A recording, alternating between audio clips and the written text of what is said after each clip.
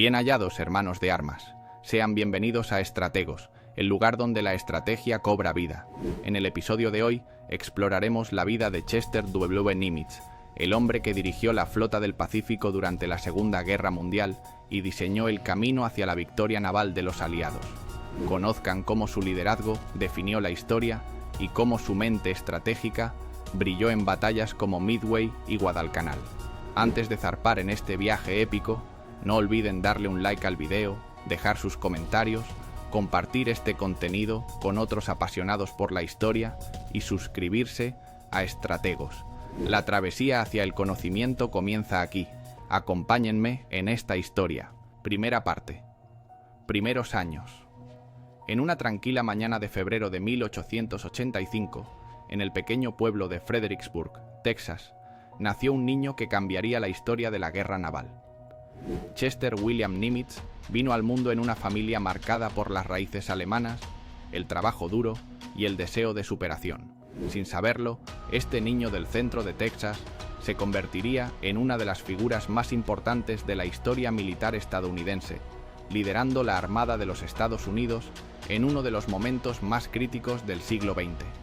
Fredericksburg, un enclave de inmigrantes alemanes en el estado de Texas, era un lugar tranquilo y rural. La familia Nimitz había llegado a América buscando una vida mejor, y Chester creció rodeado de historias de perseverancia y trabajo arduo. Su abuelo, Charles Henry Nimitz, era una figura influyente en su vida. Charles había sido capitán de un barco mercante en Alemania antes de asentarse en Texas y construir un hotel que llegó a ser conocido como el Nimitz Hotel, un símbolo del esfuerzo familiar. Aunque Texas no tenía una conexión directa con el océano, el legado marítimo de su abuelo dejó una marca profunda en Chester. Escuchaba relatos de viajes por mares lejanos, tormentas en alta mar y la importancia de la disciplina en la vida de un marinero. Estas historias despertaron una curiosidad natural en el joven Chester, sembrando las semillas de lo que sería su destino. A los 16 años, Nimitz decidió seguir un camino que parecía improbable para un joven de Texas. En 1901, ingresó en la prestigiosa Academia Naval de los Estados Unidos en Annapolis, Maryland. La decisión no fue casual. Chester había descubierto que el ejército ofrecía oportunidades para el crecimiento personal y profesional, algo que no estaba fácilmente disponible en su entorno rural. Durante su tiempo en la academia, Nimitz se destacó como un estudiante dedicado y disciplinado. No solo sobresalía en sus estudios, sino que también demostraba un talento innato para el liderazgo y la estrategia. Sin embargo, el camino no fue fácil. Como muchos cadetes, enfrentó desafíos académicos y físicos. Las largas horas de estudio, los entrenamientos exhaustivos y la presión de estar entre los mejores del país pusieron a prueba su carácter. Una de las experiencias más formativas de sus años en la academia fue su exposición a la mecánica y la ingeniería naval. Nimitz desarrolló un interés particular en los motores diésel, una tecnología relativamente nueva que más tarde jugaría un papel crucial en su carrera. También destacó por su habilidad para analizar problemas complejos y encontrar soluciones prácticas, una cualidad que se convertiría en una de sus mayores fortalezas. Tras graduarse en 1905, Nimitz comenzó su servicio activo en la Armada de los Estados Unidos. Sus primeras asignaciones lo llevaron a diferentes buques, donde comenzó a poner en práctica lo aprendido en Annapolis. Su primer destino fue el USS Ohio, un acorazado que operaba en el Pacífico. En esta etapa, Chester no solo aprendió sobre la vida a bordo, sino que también observó de cerca cómo funcionaban las jerarquías y las dinámicas en un barco de guerra. Uno de los aspectos más destacados de sus primeros años fue su capacidad para absorber conocimientos rápidamente. Nimitz aprovechaba cada oportunidad para aprender, desde maniobras navales hasta el mantenimiento de los sistemas de propulsión. Fue en este periodo cuando comenzó a ganar reputación como un oficial meticuloso y confiable, características que no pasarían desapercibidas para sus superiores. A medida que acumulaba experiencia, Nimitz fue asignado a roles más desafiantes. En 1907 se convirtió en oficial a cargo del USS Panay, un pequeño cañonero que operaba en aguas asiáticas. Aquí tuvo su primer gran desafío como líder. El Panay requería reparaciones constantes, y su tripulación era pequeña pero dedicada. Nimitz no solo supervisó las operaciones diarias, sino que también implementó mejoras en el funcionamiento del barco, demostrando su habilidad para gestionar recursos limitados de manera efectiva. A medida que avanzaba en su carrera, Nimitz se interesó cada vez más en las innovaciones tecnológicas. Fue durante este periodo que se especializó en motores diésel, convirtiéndose en uno de los primeros expertos en esta tecnología dentro de la Armada. Su trabajo en esta área no solo le valió el reconocimiento de sus superiores, sino que también le abrió puertas a oportunidades únicas. En 1913 fue asignado como instructor en la Academia Naval, donde enseñó ingeniería naval. Este puesto le permitió no solo compartir su conocimiento, sino también refinar sus propias habilidades como líder y estratega. Su enfoque metódico y su pasión por la enseñanza lo convirtieron en un mentor respetado entre los jóvenes cadetes. Al mismo tiempo, Nimitz comenzó a destacar por su capacidad para prever el futuro de la guerra naval. Comprendió que la tecnología sería un factor decisivo en los conflictos venideros y abogó por la modernización de la flota estadounidense.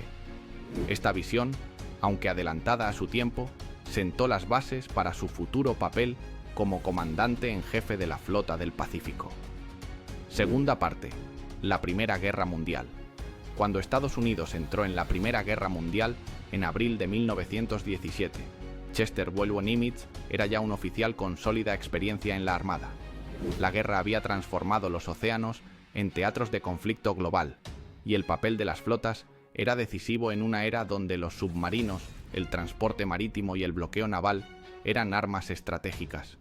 Por aquel entonces, Nimitz estaba destinado en el Pacífico, una región menos expuesta a los enfrentamientos directos que el Atlántico, pero no por ello menos crucial. Las rutas comerciales y la presencia estadounidense en territorios como Filipinas y Guam requerían una vigilancia constante. Este entorno sirvió como laboratorio para las habilidades estratégicas de Nimitz, quien pronto demostraría su valía en el creciente ámbito de la guerra submarina. La entrada de Estados Unidos en la guerra generó una enorme necesidad de reorganización en la Armada. La escasez de oficiales experimentados y la rápida expansión de la flota abrieron oportunidades para hombres con capacidad de liderazgo. Nimitz, que ya había ganado reconocimiento por su conocimiento técnico en motores diésel, fue asignado a tareas logísticas e inteligencia naval en el Pacífico, un ámbito donde su meticulosidad resultó invaluable. Aunque no vio acción directa en las batallas del Atlántico, su rol fue crucial para coordinar la movilidad de los buques y garantizar el suministro de recursos estratégicos a las fuerzas aliadas. En este periodo, comenzó a colaborar estrechamente con otros altos mandos, reforzando su red de contactos y ganando notoriedad como un oficial confiable y eficiente. El conflicto puso de relieve la importancia de los submarinos como arma de guerra. Los U-Boots alemanes habían demostrado su letalidad en el Atlántico, y la Armada de Estados Unidos necesitaba ponerse al día rápidamente. Nimitz, con su experiencia previa en motores y su pasión por la innovación tecnológica, fue asignado a liderar iniciativas clave en este ámbito. Durante el conflicto, se encargó de supervisar la formación de nuevas tripulaciones de submarinos y el desarrollo de tácticas operativas. Aunque sus responsabilidades lo mantuvieron alejado del combate, su trabajo en este frente sentó las bases para la futura expansión de la flota submarina estadounidense. A través de estas tareas, Nimitz ganó una profunda comprensión de la guerra submarina, una especialización que se convertiría en uno de los pilares de su carrera. La guerra también fue una plataforma para que Nimitz demostrara su liderazgo. Supervisó la capacitación de oficiales y marineros, muchos de los cuales carecían de experiencia previa en submarinos. Conocido por su enfoque metódico y su capacidad para inspirar confianza, Nimitz se destacó no solo como un técnico brillante, sino también como un mentor capaz de formar equipos efectivos bajo presión. Esta combinación de habilidades técnicas y liderazgo personal no pasó desapercibida para sus superiores. Durante la guerra, fue promovido varias veces, consolidando su reputación como uno de los oficiales más prometedores de su generación. El final de la Primera Guerra Mundial marcó un punto de inflexión para Nimitz. Aunque no participó en combates destacados, el conflicto fue una oportunidad para demostrar su valía en áreas críticas como la logística, la estrategia submarina y la formación de personal. Estas experiencias no solo fortalecieron su posición dentro de la Armada, sino que también lo prepararon para desafíos aún mayores en el futuro. Su trabajo en submarinos le valió reconocimiento como uno de los principales expertos en esta área, y su enfoque en la planificación y la eficiencia lo convirtió en un modelo a seguir para otros oficiales. A medida que la guerra terminaba, Nimitz ya no era simplemente un oficial prometedor, era un líder en ciernes con una reputación sólida y una visión estratégica clara. Tras el armisticio de 1918, Nimitz aprovechó las oportunidades de formación avanzada que la Armada ofrecía a sus oficiales más prometedores. Se matriculó en el Naval War College, donde profundizó en tácticas navales, estrategia y gestión de conflictos. Este periodo fue crucial para pulir su capacidad analítica y su comprensión de la guerra a gran escala. En paralelo, continuó especializándose en el ámbito de los submarinos, contribuyendo al desarrollo de nuevas tecnologías y métodos operativos. También participó en ejercicios y simulaciones que lo expusieron a escenarios hipotéticos de guerra, fortaleciendo su capacidad para anticipar problemas y diseñar soluciones efectivas. Durante la década de 1920, Nimitz fue promovido a cargos de mayor responsabilidad, incluidos mandos sobre flotillas de submarinos y posiciones estratégicas en bases navales clave. Estas asignaciones no solo le permitieron aplicar lo que había aprendido durante la guerra, sino también desarrollar su propio estilo de liderazgo, basado en la confianza, la colaboración y la adaptabilidad. En este periodo, también comenzó a destacar por su capacidad para identificar y cultivar talento en otros oficiales. Reconocía la importancia de construir equipos fuertes y era conocido por delegar responsabilidades de manera efectiva, fomentando la autonomía y el crecimiento profesional de quienes trabajaban bajo su mando.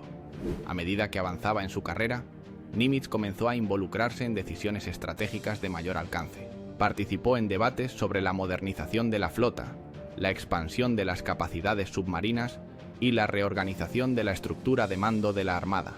Sus contribuciones en estos ámbitos reflejaban no solo su profundo conocimiento técnico, sino también su capacidad para pensar a largo plazo y adaptarse a un mundo en constante cambio.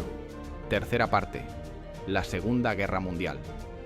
En la década de 1930, la Armada de los Estados Unidos vivía en una relativa calma.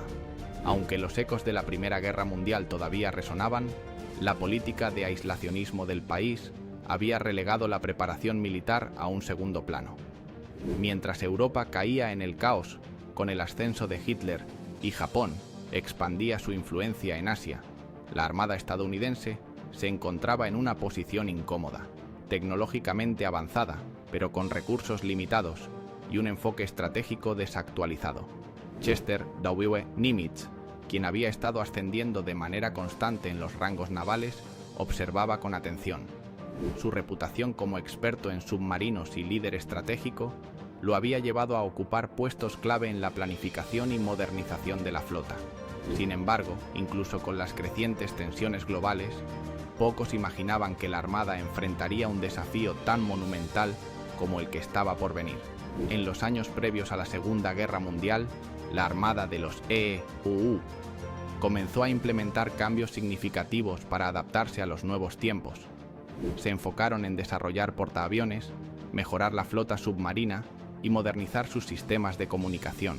Nimitz, con su experiencia en submarinos y su capacidad para anticipar las necesidades estratégicas, jugó un papel crucial en estos esfuerzos. En 1939 fue nombrado jefe de la Oficina de Navegación, un cargo que lo colocó al mando de la asignación de personal, la capacitación y la planificación logística. Desde esta posición, Nimitz contribuyó a fortalecer la columna vertebral de la Armada, asegurándose de que estuviera lista para responder a cualquier amenaza. Sin embargo, los preparativos eran insuficientes para la magnitud del desafío que Japón estaba a punto de imponer. El 7 de diciembre de 1941, la calma en el Pacífico fue destruida. Japón lanzó un ataque sorpresa contra la base naval de Pearl Harbor en Hawái, destruyendo gran parte de la flota estadounidense del Pacífico y dejando al país conmocionado. Este evento no solo marcó la entrada de Estados Unidos en la Segunda Guerra Mundial, sino que también reveló la vulnerabilidad de la Armada. En medio de la confusión y la desesperación, el liderazgo de la Armada enfrentó una decisión crítica: ¿quién debía liderar la recuperación y la contraofensiva en el Pacífico? La elección recayó en Chester W. Nimitz. El 17 de diciembre de 1941, apenas 10 días después de Pearl Harbor, Nimitz fue nombrado comandante en jefe de la Flota del Pacífico. Su nombramiento fue una señal de confianza en su capacidad para liderar en tiempos de crisis. Sin embargo, el reto era monumental. No solo debía reorganizar una flota devastada, sino también restaurar la moral de los hombres y preparar una estrategia para enfrentarse a un enemigo que, en ese momento, parecía imparable. Una de las primeras decisiones de Nimitz fue priorizar la reparación y modernización de los barcos dañados en Pearl Harbor. También trabajó para fortalecer las líneas de suministro y coordinar con aliados en el Pacífico.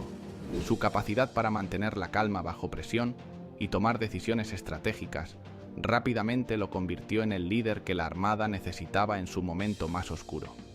Bajo el mando de Nimitz, la Flota del Pacífico comenzó a recuperar terreno. Las primeras grandes pruebas llegaron con las batallas del Mar del Coral y Midway, en 1942. La batalla del Mar del Coral fue un enfrentamiento crucial.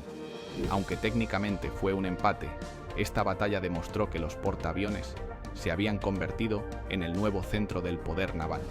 Nimitz, comprendiendo esto antes que muchos de sus contemporáneos, comenzó a redirigir recursos y esfuerzos hacia la expansión y modernización de la flota de portaaviones. La batalla de Midway, apenas un mes después, fue el verdadero punto de inflexión. Basándose en inteligencia obtenida por descifradores de códigos, Nimitz ordenó una emboscada a la flota japonesa. El resultado fue una victoria decisiva para los Estados Unidos, con la destrucción de 4 portaaviones japoneses. Esta batalla no solo cambió el curso de la guerra en el Pacífico, sino que también consolidó a Nimitz como un estratega brillante y un líder indispensable. Lo que distinguió a Nimitz no fue solo su capacidad para planificar operaciones complejas, sino también su estilo de liderazgo. Era conocido por su humildad, su disposición para escuchar a sus subordinados y su habilidad para mantener la moral alta incluso en los momentos más difíciles. En lugar de buscar reconocimiento personal, Nimitz siempre daba crédito a los hombres que ejecutaban sus planes. Esta actitud no solo fortaleció la lealtad de sus subordinados, sino que también fomentó un ambiente de cooperación y confianza dentro de la Armada. Cuarta parte: la consolidación de la victoria en el Pacífico. En la Segunda Guerra Mundial, el Teatro del Pacífico representaba un desafío único. A diferencia de Europa, donde los combates tenían lugar en territorios compactos, el Pacífico abarcaba miles de kilómetros de océano y una miríada de islas estratégicas. Japón había consolidado su dominio en gran parte de la región, fortificando sus posiciones en atolones y archipiélagos. Para los Estados Unidos, recuperar el control significaba idear una estrategia innovadora, una que redujera al mínimo las pérdidas humanas y mantuviera un flujo constante de recursos en una campaña prolongada. Fue entonces cuando Chester W. Nimitz, como comandante en jefe de la Flota del Pacífico, se convirtió en la figura central para coordinar y liderar esta ofensiva masiva. El concepto de island hopping, salto de islas, se convirtió en el corazón de su estrategia. En lugar de atacar todas las posiciones japonesas, Nimitz y su equipo optaron por una táctica quirúrgica: capturar solo las islas clave que ofrecieran ventajas estratégicas y aislar al resto, dejando a las fuerzas japonesas atrapadas y sin suministros. Este enfoque requería una planificación meticulosa, ejecución precisa y una cooperación estrecha entre diferentes ramas de las Fuerzas Armadas. La campaña comenzó en Guadalcanal en agosto de 1942. Aunque la planificación inicial precedió a Nimitz, él supervisó la operación, enfrentando una de las batallas más brutales y prolongadas de la guerra. Guadalcanal representó un punto de inflexión. La resistencia feroz de los japoneses demostró que cada isla sería una lucha encarnizada, pero también marcó la primera vez que los aliados pasaron a la ofensiva. Nimitz mantuvo la moral alta entre sus hombres y mostró su capacidad para coordinar esfuerzos complejos. Desde los portaaviones hasta las fuerzas anfibias, cada elemento jugó un papel crucial en asegurar la victoria. En noviembre de 1943, La batalla de Tarawa subrayó la brutal realidad de la guerra en el Pacífico. En solo 76 horas, más de 6.000 hombres murieron en una isla diminuta de menos de 5 kilómetros cuadrados. Aunque los estadounidenses lograron capturar la isla, las elevadas bajas y la feroz resistencia enemiga llevaron a Nimitz a replantear las tácticas para las operaciones futuras. Nimitz utilizó las lecciones de Tarawa para perfeccionar la coordinación entre las fuerzas terrestres, navales y aéreas. La logística mejorada, junto con el uso innovador de reconocimiento fotográfico y bombardeos previos más efectivos, cambiarían la dinámica de las batallas posteriores. La batalla de Iwo Jima, en febrero de 1945, fue otro hito en la campaña. Esta pequeña isla, crucial para los bombardeos sobre Japón, se convirtió en uno de los combates más icónicos de la guerra. Las imágenes de los marines levantando la bandera en el monte Suribachi simbolizaron el espíritu de sacrificio y determinación de las fuerzas estadounidenses. Nimitz, siempre consciente del coste humano de la guerra, describió el valor de los combatientes en una frase célebre: un valor común hizo a los hombres hacer cosas poco comunes. Esta batalla consolidó aún más su reputación como un líder profundamente respetuoso con el sacrificio de sus hombres. En abril de 1945, la batalla de Okinawa marcó el enfrentamiento más grande y sangriento del teatro del Pacífico. Con más de 100.000 bajas japonesas y cerca de 50.000 bajas aliadas, esta campaña dejó claro que una invasión directa a Japón sería devastadora. Durante esta etapa, Nimitz trabajó incansablemente para coordinar los recursos y mantener la moral de sus fuerzas. La victoria en Okinawa fue una de las últimas piezas del rompecabezas estratégico que preparó el camino para la rendición japonesa. Nimitz entendió que la victoria en el Pacífico requería una colaboración estrecha entre líderes militares con personalidades y enfoques diversos. Trabajó junto a Douglas MacArthur, el comandante del Teatro del Pacífico Suroeste, a pesar de las tensiones iniciales. Aunque ambos tenían diferencias estratégicas, Nimitz mostró su habilidad para mediar y coordinar esfuerzos en beneficio del objetivo común. William Bull Halsey, por otro lado, era un aliado cercano de Nimitz. Su estilo audaz y agresivo complementaba la planificación meticulosa de Nimitz, creando un equipo equilibrado que aprovechaba lo mejor de ambos líderes. Uno de los aspectos más destacados del liderazgo de Nimitz fue su capacidad para gestionar recursos en un teatro de guerra tan vasto. Desde coordinar convoyes de suministros hasta asegurarse de que las tropas estuvieran bien equipadas, su enfoque metódico garantizó que las fuerzas aliadas pudieran mantener la presión constante sobre Japón. Nimitz era conocido por su habilidad para tomar decisiones rápidas y calculadas bajo presión. Esto se reflejó en su respuesta a crisis inesperadas, como los ataques kamikaze en Okinawa, que amenazaron con desestabilizar las operaciones. Tras la batalla de Okinawa, la atención se centró en Japón continental. Aunque la invasión terrestre parecía inevitable, el desarrollo de la bomba atómica cambió el curso de los acontecimientos. El 6 y 9 de agosto de 1945, las ciudades de Hiroshima y Nagasaki fueron devastadas por las bombas atómicas, lo que llevó a la rendición japonesa el 15 de agosto. Nimitz desempeñó un papel clave en los preparativos para una posible invasión terrestre, pero también apoyó la decisión de utilizar todos los medios disponibles para evitar mayores pérdidas humanas. El 2 de septiembre de 1945, Nimitz fue testigo de la rendición oficial de Japón a bordo del USS Missouri, un momento que marcó el final de una guerra devastadora y la consagración de su liderazgo. Quinta parte: la posguerra, el legado y la muerte.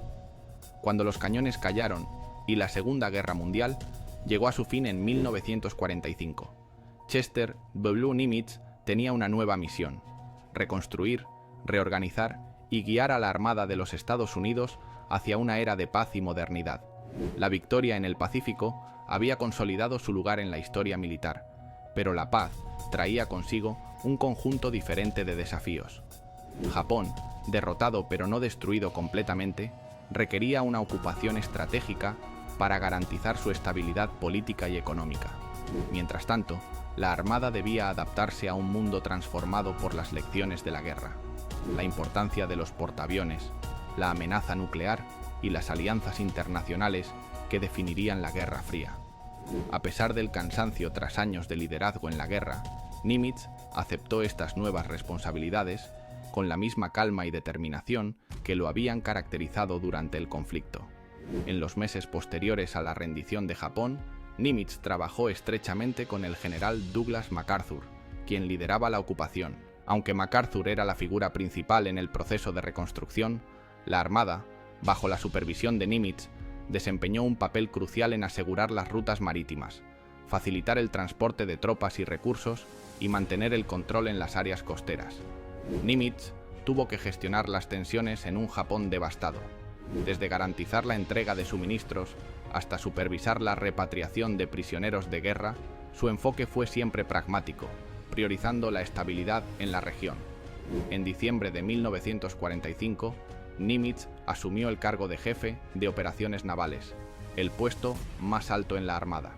Su visión era clara: transformar una fuerza diseñada para una guerra mundial en una marina moderna preparada para los desafíos de la posguerra. Uno de sus primeros esfuerzos fue desmovilizar de manera ordenada a cientos de miles de marineros y oficiales, reduciendo el tamaño de la Armada sin comprometer su capacidad operativa. Al mismo tiempo, impulsó la adopción de tecnologías emergentes, como los submarinos nucleares y los sistemas de misiles guiados. Durante su mandato, también supervisó la consolidación de los portaaviones como el núcleo de la estrategia naval estadounidense, un cambio crucial que reflejaba las lecciones aprendidas en el Pacífico. Nimitz entendía que el dominio marítimo ya no se trataba solo de números, sino de innovación y adaptabilidad. Tras retirarse del servicio activo en 1947, Nimitz continuó sirviendo a su país como presidente de la Comisión de la Armada. Este rol le permitió influir en la reconstrucción de alianzas internacionales, como las establecidas bajo la OTAN, y en el fortalecimiento de las capacidades navales de los aliados de los Estados Unidos. Bajo su liderazgo, la Armada experimentó una transición hacia la era nuclear. Promovió la investigación y el desarrollo de nuevos tipos de embarcaciones, incluyendo el USS Nautilus, el primer submarino nuclear, que representó un avance revolucionario en la guerra naval. El impacto de Chester W. Nimitz en la historia militar es inmenso. Su liderazgo durante la Segunda Guerra Mundial no solo aseguró la victoria en el Pacífico, sino que también sentó las bases para la hegemonía naval de los Estados Unidos en las décadas siguientes. Nimitz era un líder cuya fuerza residía en su capacidad para escuchar, analizar y tomar decisiones calculadas. Nunca buscó la gloria personal. Su enfoque siempre fue el éxito colectivo. Esta humildad, combinada con su habilidad para gestionar recursos y personas, lo convirtió en un modelo de liderazgo no solo para la Armada, sino para las Fuerzas Armadas de todo el mundo. El 20 de febrero de 1966, Chester W. Nimitz falleció en Yerba Buena Island, California, a la edad de 80 años. Su muerte marcó el final de una era, pero su legado perduraría. En su honor se construyeron monumentos, se nombraron portaaviones y bases navales, y su nombre quedó grabado en la memoria colectiva como uno de los más grandes líderes navales de todos los tiempos. El portaaviones USS Nimitz CVN-68, comisionado en 1975, se convirtió en el primero de una nueva clase de superportaaviones, un símbolo de la visión de futuro que Nimitz representaba. Más allá de sus logros militares, el legado de Nimitz radica en los valores que encarnó: integridad, compromiso y una fe inquebrantable en la importancia del trabajo en equipo. Su influencia sigue presente en la doctrina naval moderna, en la forma en que las Fuerzas Armadas abordan los desafíos globales y en las lecciones de liderazgo que inspiran a generaciones de oficiales y civiles por igual. En última instancia, Chester W. Nimitz no solo lideró la Armada en tiempos de guerra, también la transformó en una fuerza preparada para enfrentar los retos del futuro. Su vida es un recordatorio de que la grandeza no se mide solo por las victorias logradas, sino por el impacto duradero que se deja en el mundo. El viaje de Nimitz, desde un pequeño pueblo en Texas hasta convertirse en una figura monumental en la historia militar, es un testimonio de la determinación, el ingenio y el liderazgo. Su historia nos inspira a enfrentar los desafíos con valentía y a liderar con propósito. Su legado, tanto en el campo de batalla como fuera de él, continúa siendo una fuente de aprendizaje e inspiración para el mundo moderno. En él encontramos un ejemplo brillante de cómo la visión, la estrategia y la humanidad pueden converger para cambiar el curso de la historia. Muchas gracias por llegar hasta aquí. No te vayas sin dejar un buen like, suscribirte si no lo has hecho y compartir el video para llegar a más gente y que este proyecto pueda seguir creciendo. Nos vemos en el siguiente Hermanos de Armas.